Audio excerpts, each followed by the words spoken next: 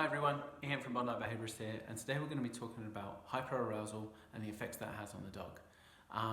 Unfortunately, so many of us mistake hyperarousal for happiness, and that's really sad because hyperarousal is hyper, it's not normal, and it's something that we see all the time.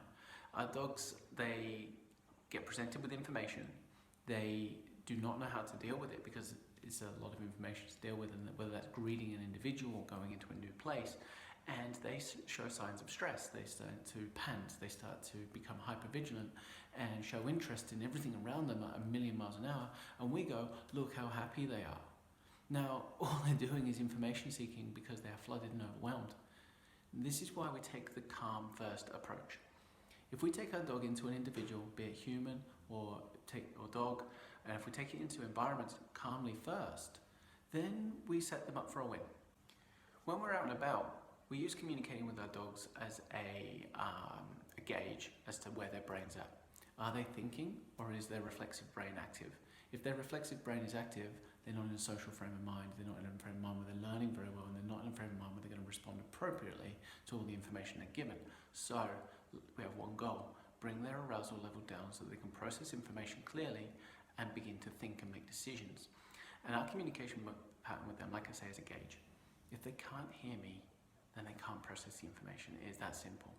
If they can't take the treats, then they are too close to the stress, or they are flooded with too much information at once. People say, oh, my dog doesn't like food. In order to eat, you have to drop your guard.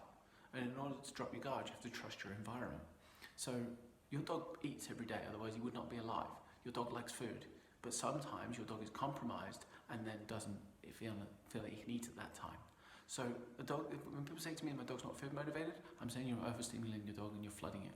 So we strip it back, we slow it down, we pull them away from the stressor if it's too stressful, or the point of interest if it's just too hyperactive to get there. We create distance and we make it coherent and make it responsive to us. This is building recall, this is building a verbal relationship with our dog, and we're going to start talking about recall in the coming weeks. But this is how a dog can be set up to fail. If we take it in too hot, if we take it in when it's hyper, then we end up setting up to fail and it runs amok. And over time, we lose trust in our dog because it never actually behaves appropriately when we were the ones that put it there in the first place. One of the effects we see of hyperarousal all the time from taking them out and spiking their adrenaline every day is overtiredness. Over a period of time, we see dogs crash and their moods change at about 18 months because we've just run them into the ground. Imagine 18 months every day of being run into the ground. And people say to us all the time, he used to be friendly. Yeah, he did. But now he's exhausted and doesn't want to be around anybody. That kind of makes sense. And look, everybody's tried running the dog before they called the dog trainer. This a bit backwards. If you take the time to if you take the time to settle them down before you let them off, you're going to find them be a lot more social. By the time we get in there, we often advise people to stress break their dog because they are actually running on empty and their brains are chemically the same as yours and mine. If they're running on adrenaline and cortisol every day, then they're going to be adrenal fatigue, prolonged exposure to stress, they're going to be cranky, they're going to be shitty, and it's just not a good frame of mind to go and expose them and socialise them and re-expose them to things that they've already communicated they don't like. Other side effects of hyperarousal normally involve high adrenaline games which involve very little communication. So we take the dog out and we run it and we run it and we run it, and then we're like, why won't he calm down? Well, you never actually taught him to. He was just running around and you were hoping that he was going to crash so deeply that he wouldn't move. That's not training a dog how to settle. There is a big difference between a tired dog and a settled and comfortable dog. So if you want your dog to be able to relax in home or in different places, train it. Train it how to settle down, and don't run it into the ground, because every time it gets taken out and is exposed in a hyperactive way, it will repeat it because it learns by association. Whereas if you take it out and calm it down, it learns by association. So we start to create calm and positive experiences. Nobody has ever called us because they can't psych their dog up.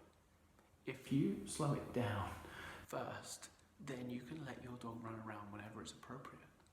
But it's very hard to go the other way by letting it run around and then calm it down when it's appropriate. It's backwards. It's the wrong way of looking at it. The other thing, of course, then, is when it comes down to socializing. You know, there is an old myth out there that a tired dog is a happy dog. I call horseshit. A tired dog is exactly the same as a tired human. Not very good at learning, not very social, and just generally less tolerant and less willing to be involved in things. This should not be a goal to tire our dogs out. But if we switch that language to making them feel calm and comfortable, we will reduce the amount of problem behaviours across the board and make the quality of life for dog owners and dogs so much better. It is that simple. So many problem behaviours are a symptom of stress, fear and anxiety. And if we put an emphasis on taking our dogs out calmly and building positive associations rather than being reactive and then correcting them for fucking it up, then we're being fairer on ourselves and our dogs. So guys, in a nutshell, it goes back down to the same message: calm first, take them out calmly, make them comfortable, listen to their body language, learn their body language, listen to them, and you start living a happy and healthy life with your dog that goes at both of your paces, not just yours. And then everybody wins. And well, I put myself out of the job, that's fantastic, but I'm okay with that because then you and your dog are happy and healthy, and that's the whole point of what I'm trying to do anyway. Leave your comments below, guys. Give us your feedback and have a nice day.